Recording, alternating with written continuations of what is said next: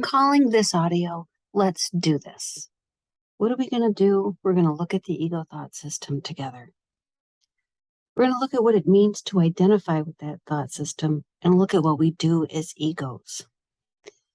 So we'll start off with we'll start at the beginning. Into eternity, where all is one, there crept a tiny mad idea at which the Son of God remembered not to laugh. And in that remembering, the idea became serious. So there's the initial problem. What does it mean to identify with the ego thought system? It means we looked at the idea of separation and took it seriously, and the ego thought system arose.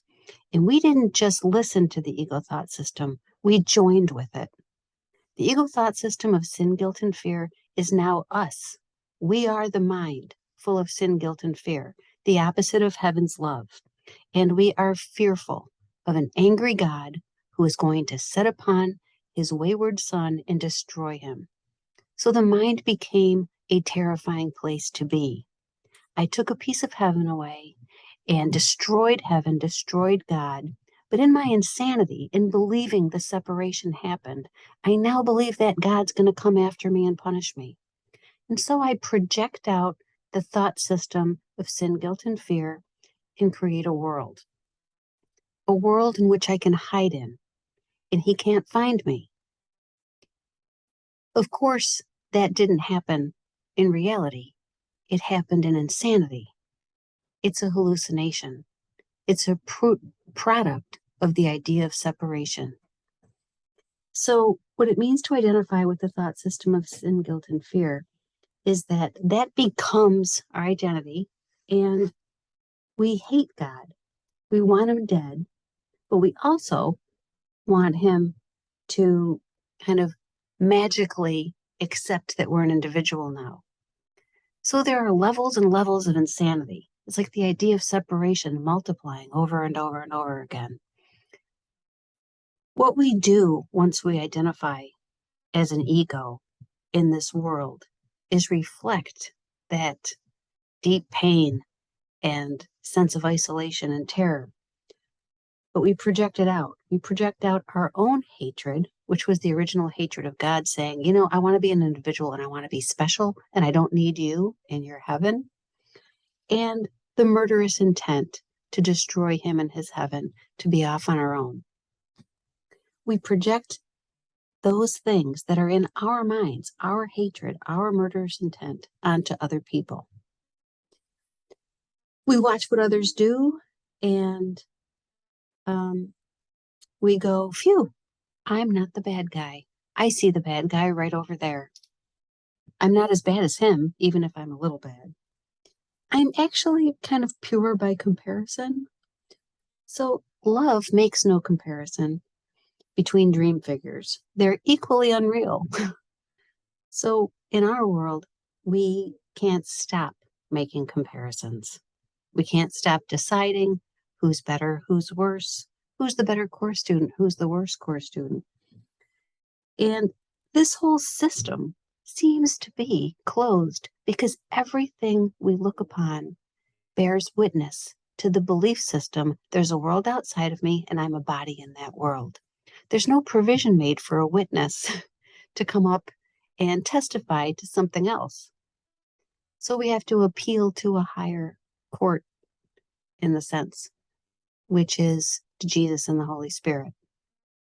Somehow into the closed system where the only thing we know about are bodies in a world that are doomed to die, we have to have a light turned on that we can use to guide us back into our minds.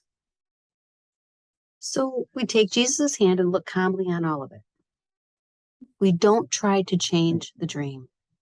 Don't fix the dream with something my teacher repeated over and over and over again.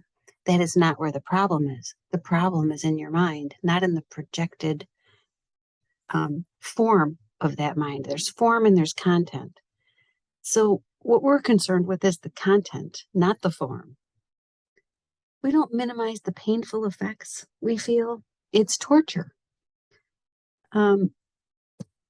It's very painful to say someone else is terrible and then look at the fact that the only thing we gained from that judgment is pain.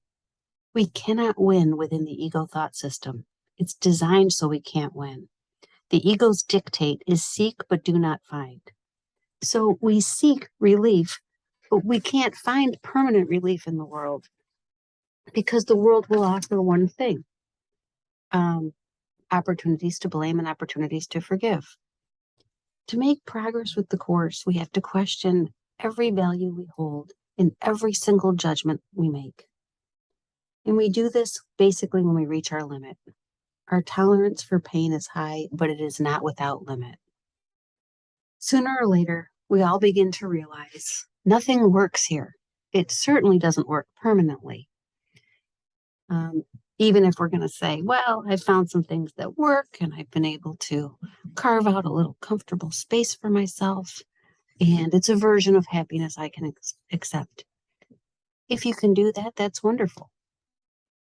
Sooner or later, of course, what happens is we experience loss or a sense of nothingness or disappointment. My favorite chapter in the Course is The Real Alternative. The Real Alternative perfectly states the dilemma, the question and the answer. So, am I what I decided I am? Is God what I decided He is? Does He have to accept my ruling on what He is and what He means to me? Something I fear, just a larger ego than myself. When we look at the things that form the foundation of our belief system, not just am I a good or bad person, am I kind or unkind, but am I a body and a world? Are the serial adventures of my body what life is? And why am I so limited here? Why are we born into such a limited, tiny experience where, we really could be just considered elaborate worm food? We strut and fret our hour upon the stage until we're heard no more. And what's it all for? What's it all mean? The Course offers a way to awaken, and it will always be the same message. We don't fix it. We look upon what we're doing, and we look upon that with the thought system of the Holy Spirit.